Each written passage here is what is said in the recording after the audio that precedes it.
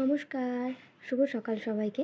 Cooking লাভার শ্রেয়া চ্যানেলে আপনাদের সবাইকে স্বাগত জানাই। এই যে সকাল সকাল ঘুম থেকে উঠে একটু ঠাকুর দর্শন করে নিলাম। আমার রাধা মাধবের একটা সুন্দর ছবি, এটা আমি তারাপীঠ থেকে এনেছিলাম। আর এই যে একটা ছোট্ট রাধাকৃষ্ণ, এটা আমাকে আমার অফিস কলিগ গৌতম দা গিফট করেছে। এবার ঠাকুর দেখে নিয়ে যাবো একটু ছাদে, গাছগুলো একটু জল দিয়ে আসবো। এই যে দেখুন, একটা পুদিনা পাতার গাছ লাগিয়েছি, এটাতে সুন্দর কচি কচি বেশ পাতা এসেছে। আর এই যে একটা টাইম ফুলের গাছ, এটাতে সুন্দর ফুলও এসেছে। তবে কি বলুন তো, এত রোদ্দুর হচ্ছে, এত গরম পড়ছে যে গাছগুলো খুব সুন্দর থাকতেও পারছে না, খুব তাড়াতাড়ি নষ্ট হয়ে যাচ্ছে। বৃষ্টি হলে গাছগুলো আবার একটু সুন্দরভাবে গজাতে পারে আর কি। এই যে এই দিকে দেখুন, একটা কারি পাতার ছোট্ট গাছ আছে, দুটো সন্ধ্যামণি গাছ আছে, আর এই পাশে দুটো কাগজ ফুলের গাছ, আর তার সাথে একটা সন্ধ্যামণি গাছও হয়েছে। কাগজ ফুলে ফুল আসছে না এত গরমে, শুধু পাতাই হয়ে যাচ্ছে। আর এই যে এই পাশে এই দেখুন, একটা গাঁদা গাছও বেরিয়েছে দেখি। আর এই সন্ধ্যামণি গাছটায় সুন্দর ফুল আসছে। আর ওই দেখুন, ওই যে একটা বেশ আপনার মল্লিকা একটা গাছ লাগিয়েছিলাম, সেটা মরে গেছিলো, আবার দেখি নতুনভাবে হয়ে ছোট্ট বেশ কুড়ি এসেছে, বেশ ভালো লাগছে দেখতে। চলুন এবার তবে নিচে যাওয়া যাক। এই যে আজকে একটু লাউ চিংড়ি বানাবো। লাউটা কেটে রেখেছি, আপনার এখানে চিংড়ি মাছের নুন হলুদ একটু দিয়ে রেখেছি, আর এর মধ্যে নুন, মিষ্টি, জিরে, ধনে, একটু লঙ্কা গুঁড়ো, একটু তেল সব দিয়ে রেখেছি। আর এই যে আলু, পেঁয়াজ, কাঁচা লঙ্কা কেটে রেখেছি। ওই যে তেল গরম বসানো আছে, এবার ওর মধ্যে চিংড়ি মাছটা ভেজে নেব। চিংড়ি মাছ দিয়ে দিয়েছি, এবার একটু ভেজে নেব, তবে খুব বেশি ভাজবো না, কারণ খুব বেশি ভাজলে আবার চামড়া হয়ে যায়। এই যে তুলে নিলাম চিংড়ি মাছটা। এবার ওই তেলের মধ্যেই, তেলটা থেকে ভালোভাবে তুলে নিয়ে তেলের মধ্যে আলু ভাজা দিয়ে দিয়েছি। আলু, পেঁয়াজ, লঙ্কা যেগুলো দিয়েছিলাম ভাজা হতে দিয়েছি।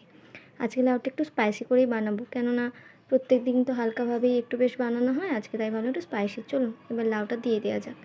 লাউটা হয়তো সবটা একবারে ধরবে না, কিন্তু তাও যতটা ধরে চেষ্টা করতে হবে, কারণ এর মধ্যে একটু নুন দিয়ে চাপা দিলে আবার কিছুক্ষণের মধ্যে জল বেরিয়ে যাবে, তখন আবার এই বাদবাকি লাউটা দিয়ে দেবো।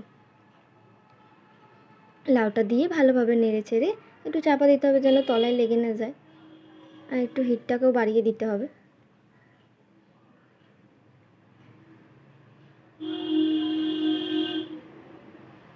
এই যে চাপাটা দিলাম, এবার আমি একটু হিটটা বাড়িয়ে দেব। এটা হোক, কিছুক্ষণ পরে এটার থেকে তো জল বেরাবেই, আর মাঝে খুলে একটু নেড়ে দিতেও হবে। এই যে একটু চাপা দিয়ে দিলাম। এই যে দেখুন, এটার থেকে ভালো সিদ্ধ হয়ে জল বেরিয়ে গেছে। এতে তো আলাদা করে জল দিতে লাগেও না। আর চিংড়ি মাছটা একটু মিশিয়েও দিলাম চিংড়ি মাছের, তাহলে চিংড়ি মাছটা একটু সিদ্ধ সিদ্ধ হয়ে ওর মধ্যে থেকে যে চিংড়ির যে রসটা সেটা বেরাবে, সেন্টটাও বেশ ভালো হবে। এই যে একটু একটু জলটা মরেছে যখন, তখন আমি মশলাটা দিয়ে দেবো। মশলা দিয়ে একটু নাড়িয়ে নিয়েছি, বেশ সুন্দর রঙটা এসেছে। এর মধ্যে এবার একটু গরম মশলা দিয়ে দিচ্ছি, অল্প একটু গরম মশলা দিয়ে দেবো। দিয়ে জলটা যখন একটু বেশ ভালোই টান টান হয়ে আসবে, নুন মিষ্টিটা একটু চেক করে নিয়ে এর মধ্যে ঘি দিতে হবে। দেখুন ঘিটা পড়ছে না, গলে আছে তাও পড়ছে না, চামচটার গায়ে লেগে আছে, একটু অসুবিধাই হচ্ছিলো। একটু চামচে করে তুলে দিয়ে দেওয়া যাক। চামচে করে একটু ঘি তুলে দিয়ে দিলাম। ঘিটা দিলে একটু সেন্ট, খেতে স্বাদ সবটাই হয়, বেশ ভালোও লাগে। যেহেতু একটু স্পাইসি বানাচ্ছি, অসুবিধে তো কিছু নেই। এই যে এবার হয়ে এসেছে, এবার আমি বন্ধ করে দেবো ইন্ডাকশানটা। এই দেখুন নামিয়ে নিয়েছি, কালারটাও খুব সুন্দর হয়েছে, আর খেতে তো ভালো হয়েইছে আশা করি।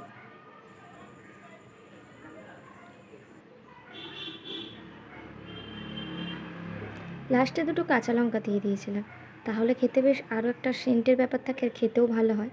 এই যে দেখুন লাস্টে নামিয়ে নিয়েছি, বেশ সুন্দর লাগছে। কেমন হয়েছে আপনারা সবাই জানাবেন। ভালো থাকবেন, সুস্থ থাকবেন। সবাইকে আজকের মতো টাটা।